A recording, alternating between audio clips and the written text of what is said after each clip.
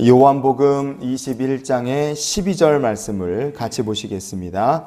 예수께서 이르시되 와서 조반을 먹으라 하시니 제자들이 주님이신 줄 아는 고로 당신이 누구냐 감히 묻는 자가 없더라. 아멘. 부활하신 주님을 만난 제자들은 주의 말씀에 순종함으로 물고기를 많이 잡을 수 있었습니다. 요한복음 21장의 9절 말씀을 보시면 육지에 올라보니 숯불이 있는데 그 위에 생선이 놓였고 떡도 있더라. 성경은 이렇게 말합니다. 제자들이 육지에 딱 당도를 했는데 보니까 숯불 위에 생선과 떡이 준비되어 있었어요. 이거 배고픈 제자들을 위해 주님이 준비하신 아침 식사였습니다. 그리고 주님은 이렇게 말씀을 하시죠. 오늘 본문으로 읽은 12절 말씀에 보면 예수께서 이르시되 와서 조반을 먹으라 하시니 그러셨습니다. 와서 아침밥 먹으라 이렇게 얘기하신 거예요. 이 조반을 먹으라 이렇게 번역이 된 헬라어 본문이 아리스테사테 이렇게 되어 있습니다. 한 문장입니다. 한 단어. 아리스테사테. 이 말은 아침밥을 먹는다라는 뜻으로 아침밥과 먹는다는 말이 같이 합쳐진 말인데 아침밥 먹는다는 뜻으로 쓰였지만 사실 그냥 아침밥이 아니라 아주 정성스럽게 잘 시간을 들여서 준비를 한 정찬이라는 뜻입니다. 그냥 아침으로 먹기에는 와 이런 데서 이렇게 귀한 밥을 먹는다고 그런 생각이 들 만큼 잘 정성 들여 준비한 식사였다는 뜻이에요. 사람이 편의점에 가서 삼각김밥에다가 라면에 물 부어서 대충 한 끼 때울 수도 있습니다. 그리고 사람이 똑같이 한 끼를 먹지만 어머니가 준비하거나 아니면 아내가 준비한 정말 정성스럽게 준비한 식사 한 끼를 같이 먹으면서 한 끼를 때울 수도 있어요.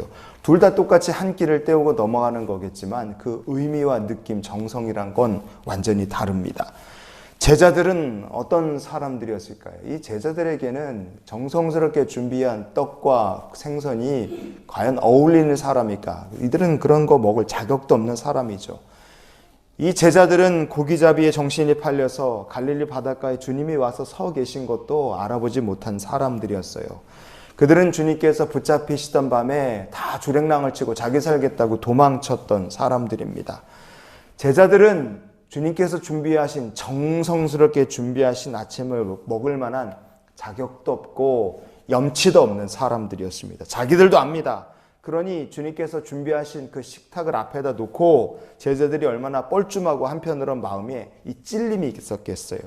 그러니까 제자들 중에 누구 한 사람도 당신이 누구십니까? 우리를 왜 이렇게 이런 말도 안 되는 곳에서 이렇게 정성스럽게 준비한 식탁을 왜 우리를 위해 준비해 주십니까? 이런 얘기를 물어볼 사람이 없는 거예요. 왜 다 아니까요. 마음에 찔림이 있으니까.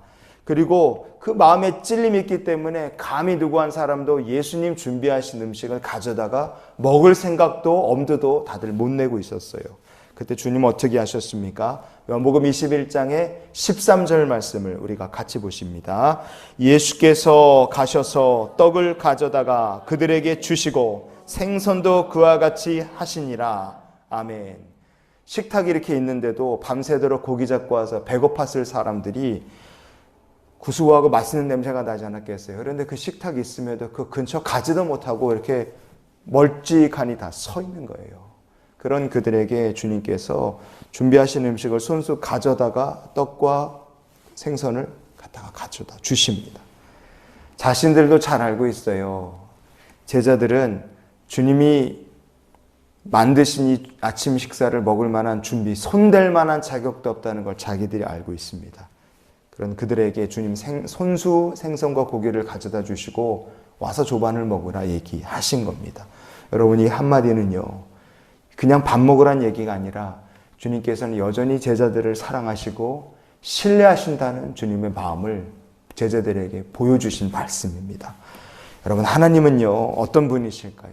하나님은 우리가 자격도 없고 염치도 없는 정말 구제불능의 죄인이라 할지라도 우리를 변함없이 사랑하시는 하나님이신 줄 믿습니다. 그것을 잘 보여주시는 것이 신명기의 고백입니다. 신명기 29장의 5절 말씀을 우리가 같이 보시겠습니다. 너희 몸의 옷이 낡아지지 아니하였고 너희 발의 신이 헤어지지 아니하였으며 아멘. 광야에 머물던 40년 기간 동안 이스라엘 백성들이 반복한 것들이 있습니다. 잠잠할 만하면 또 한번 불평하고, 지나갈 만하면 때 되면 또 한번 원망하고, 이런 일들을 이스라엘 백성들이 광야에서 계속 반복한 거예요. 호의가 계속이 되면 그게 권리인 줄 안다라는 말 사람들이 종종 씁니다. 계속 잘해주면 나는 그렇게 대접받아야 될 사람이다, 당연히 그렇게 생각하고 착각하는 게 그게 어리석은 인간입니다. 그래서 이스라엘 백성들은 하나님께서 만나주시고 메추라기 주시고 반석에서 물내 주시고 광야에서 필요한 것들을 다, 옷도 의복도 신발도 헤어지지 아니하도록 다 주심에도 불구하고 늘 불평, 늘 불만, 감사를 모르고 살았어요. 이스라엘 백성들 보면 참 염치 없는 사람들이고 약속하신 약속의 땅에 이 사람들 합당하지 않은 사람들이었습니다. 하지만 하나님께서 중요한 것은 그럼에도 불구하고 그들을 크신 사랑으로 계속 돌봐주셨다는 점입니다. 와서 조반을 먹으라, 그 얘기를 들을 만한 자격이 없는 사람들이 제자들이었어요.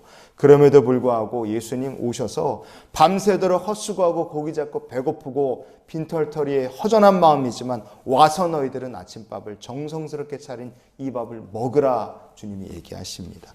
우리를 향하신 하나님의 사랑도 그렇게 변함이 없고 충만하고 우리를 향한 하나님의 사랑이 우리의 허물과 부족함보다 더 크신 줄 믿습니다.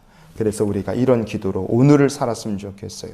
하나님, 저는 자격도 염치도 없지만 오늘도 주의 사랑을 힘입어 살게 하여 주시옵소서. 신앙생활을 하면 할수록 나라는 사람은 도대체 뭐가 잘한 것이 있어서 하나님께서 이런 축복을 주시나, 그런 생각이 저절로 들 때가 있습니다. 여러분, 우리가 착각하면 안 됩니다. 제자들이 잘한 것이 있어서 와서 조반을 먹으라 주님이 말씀하신 게 아니에요. 자격도 없고 염치도 없고 뻔뻔했지만, 그러나 제자들을 향하신 주님의 사랑이 크셨기 때문에 그런 것들을 준비하시고 주시는 겁니다. 우리들도 제자들과 다르지 않습니다. 주님 앞에 받을 만한, 상 받을 만한 자격도 염치도 없지만 감사한 것은 우리를 향하신 하나님의 사랑은 그거보다 더 크시고 더 귀하다는 점입니다. 그러니 나의 죄, 허물, 부족함보다 더 크신 하나님의 사랑을 힘입어서 오늘도 주 없이는 살 수 없다 고백하며 믿음의 길을 걸어가는 우리 모두가 될 수 있기를 예수님 이름으로 축원을 드립니다.